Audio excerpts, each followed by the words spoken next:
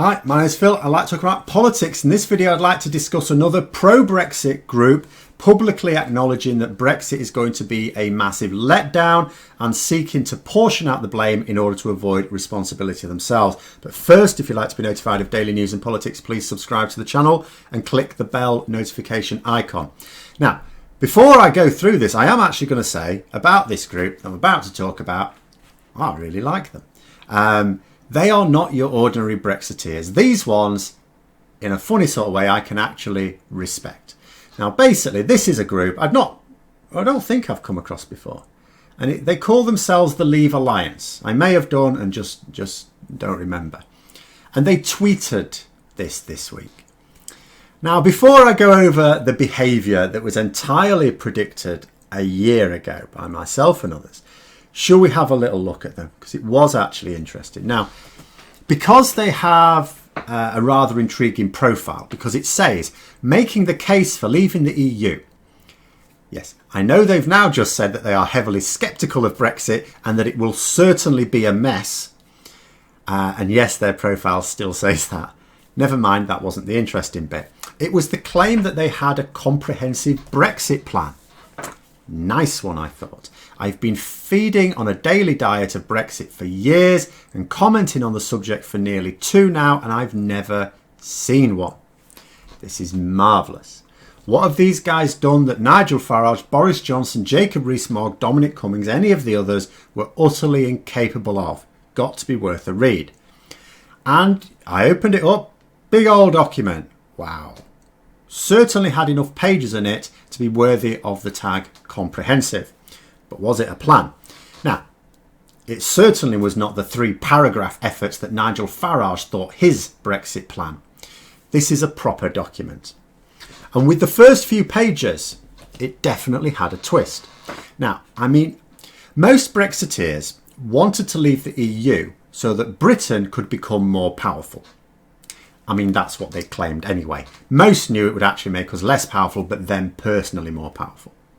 Not these guys. They were arguing as early as page 5, and most of the pages before that were contents, to leave the EU so we could become weaker. The actual words used were, the aim is a community of equals in a European village.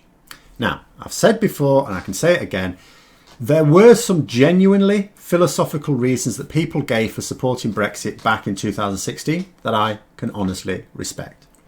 Some people genuinely knew that leaving the EU would make us weaker and poorer, because that's the main problem I've had with a lot of Brexiteers, saying that Brexit will lead to something it cannot lead to. If you're going to say, yes, we're going to be poorer, yes, we're going to be weaker, yes, we're going to lose global influence, but reasons, okay. Because the fact of the matter is, if everyone had been honest about that, people wouldn't have voted for it, and then they could have carried on with that opinion. Fair enough. So I get that some people genuinely knew that leaving the EU would make us weaker and poorer, but if you have a personal distaste for the way the EU does things, and you want no part of that, fair enough, says I. And it seems that these guys were in that boat, because a Europe where every nation was equal would mean the UK losing power. I mean, naturally, we were one of the big 3 in the EU. We had well above average levels of power and influence. So, of course, when you have above average levels of power and influence, levelling the playing field means we would be the ones conceding power to others. And we've certainly done that. Now, there were a few oddities within the document at large as well. It contained no authors, for example, which is odd.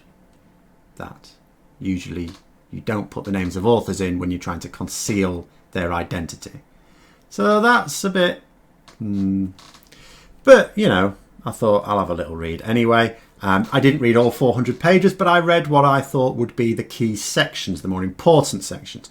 And if you look at the impressive list of contents, it certainly looks like they've thought of a lot of the things that would certainly have to be thought about regarding Brexit.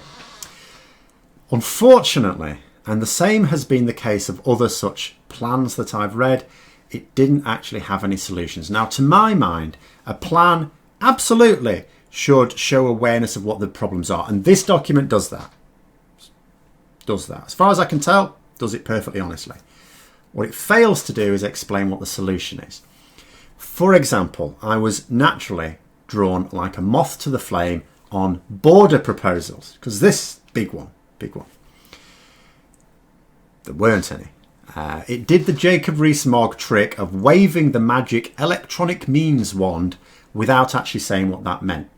I mean, we had this a year ago when it was pointed out that there isn't actually a system in the world that allows for the frictionless movement of goods between two different customs areas in the way required of a hard Brexit. Now, to be fair, this document, which was largely written before the referendum, I have to say, it's not up to date, didn't actually claim that such a system existed, which is what I mean. The sections I read seem perfectly honest. They also acknowledged that it would take some considerable time and investment to achieve it. And like I say, there is a point at which you say it's not actually fair to tar all Brexiteers with the same brush. Just because the noisiest ones are all of alike, there are other ones who are a bit more intelligent. It is possible that there are some Brexiteers, in fact you think it would be likely, that understand the difficulties that do face up to them and would not be in favour of rushing the process. The key thing is that you'd move towards leaving the EU. You wouldn't just do it according to some arbitrary timescale before you've actually set things up. Now, there were a few things in there that were irrelevant. I would argue a section on climate change is fairly irrelevant. It's an extremely important subject. But to do with Brexit, I mean, you're either going to develop a common environmental policy with the EU or you're not. I mean, it's one or the other, isn't it?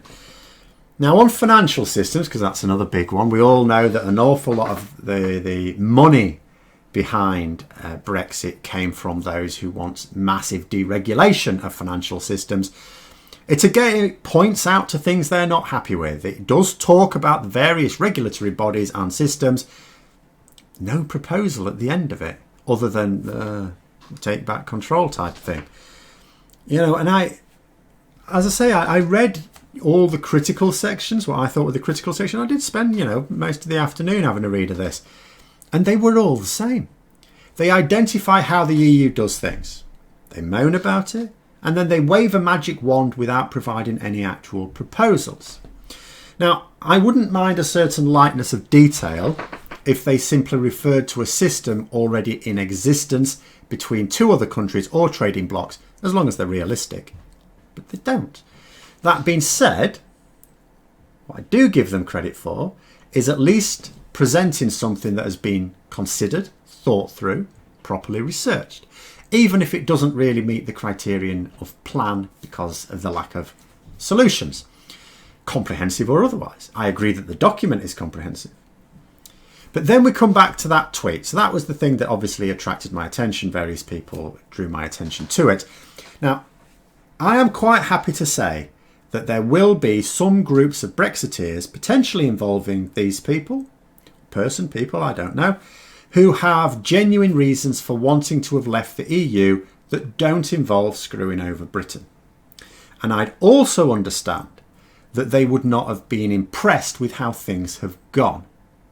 After all, Theresa May came out with that stupid comment, Brexit, or someone did, Brexit means Brexit. Well, no, it doesn't. There are different types of Brexit, myriad types of Brexit.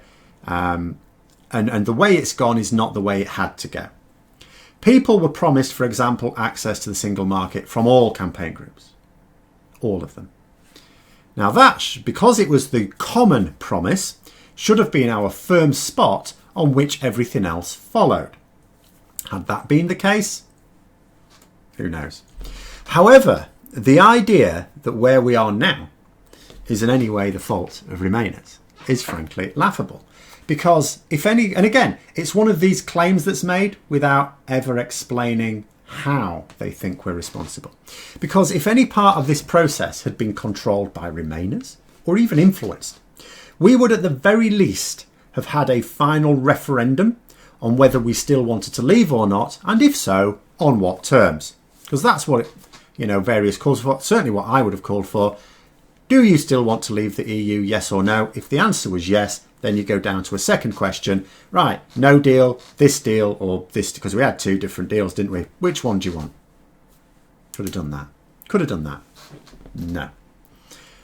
And nobody was asked the terms either. I mean, it wasn't like the original referendum said, do you want to leave the EU, yes or no? And then on a second question, if you do, what, do you want to insist that we still remain access to the single market? They could have said that or not. Or do you want to leave the single market? Because then that could have been, why should the government have come up with the red lines? Why not? If you're going to do a referendum anyway, why shouldn't we have asked people? So which chapter in the Brexit saga do they think is the fault of Remainers? I mean, Article 50 was triggered too early. Remember, even pro-Brexit groups said at the time that, of course, we won't rush to trigger Article 50. We'll do it in our own time once we've worked out exactly what the lay of the land is. And then it was triggered really quickly. Not immediately, because, they had to be illegal. Well, Theresa May wanted to trigger it without parliamentary approval. Then there was a court case, and then, I've got to get parliamentary approval. Fortunately, that was easy, because the leaders of both front benches were in favour of it. So whose fault is it that Article 50 was triggered too early? Brexiteers. Theresa May's original deal. Do these people think that that was a better deal? Might have been. Might have been. Was it what they wanted? May have been. Whose fault was that voted down? That was Brexiteers as well. Remainers opposed it as well, certainly, absolutely. But it was the ERG, which is the large group of conservative Brexiteers, who stopped it. And you can see proof of this in the fact that when the ERG got behind Boris Johnson's deal, sailed through Parliament. Sailed through. It was even passing through Parliament before the general election, that same Parliament that blocked Theresa May's. It's now law. The fact that we left the EU before we'd even agreed a framework for a deal, that's Brexiteers' fault. We didn't ask for that. I mean, they told us they did have a framework. That oven-ready deal. Oven-ready deal seems to have disappeared by now. So at which point do they think is the fault of Remainers? And then finally, I'm just going to come on to this tweet. Femi, I like this guy. In fact, this is my favourite Brexit commentator, I think. And some of you, I was replying to a tweet here that's related to this original tweet. Someone here saying, should have had another referendum to decide the approach to leave single market, customs union or no deal, which I don't know whether they mean single market and customs union. They've done a comma there as if they're two different things. Not quite sure they understand what they are. But anyway, him saying here, I'm done sugarcoating this because, it says, if you knew the wishes of 52% couldn't be satisfied by the same treaty arrangements, whereas the 48% literally voted for the same one, but you thought the answer was a vote to find out what most of the 52% wanted, you are stupid. And that is absolutely true. That is undeniably true. The fact of the matter is, 48% of people taking part in that referendum voted for something definitive. It's the EU we have right now. Reform it if you like, no problem. It always reforms anyway. It reforms all the time. But what we have right now, we love it. Or we're at least happy with it. We're more satisfied with it than what not with it. The 52%. Now, we're now told that some of those 52% absolutely wanted to stay in the single market, and some of them did not. So straight away, you've got two groups, each of which individually is a minority. There are demonstrably fewer than 50% in favour of any form of Brexit. So if you had to have a referendum that just decided what form of Brexit you wanted, by definition, you are saying that half the population don't get a say in it. How's that democratic? That is actually stupid. But there it is. Those are my thoughts on the matter. As I say, I quite like this group. Very happy with this group because they are at least facing up to the genuine difficulties. But in reality, if they're not happy with the way the process has gone, really, they should be complaining at the people who are in charge of that process, not trying to sling mud around anywhere else. But there it is. It was entirely predictable, but I have to say, reading it, I like these people. I'd be quite happy to talk to these people. But there's my thoughts. Let me know yours in the comments below. I hope you found the video interesting. If you did, don't forget to click the like button. And if you'd like to support the channel further, please also click the Patreon link for details. And until next time, I'll see you later.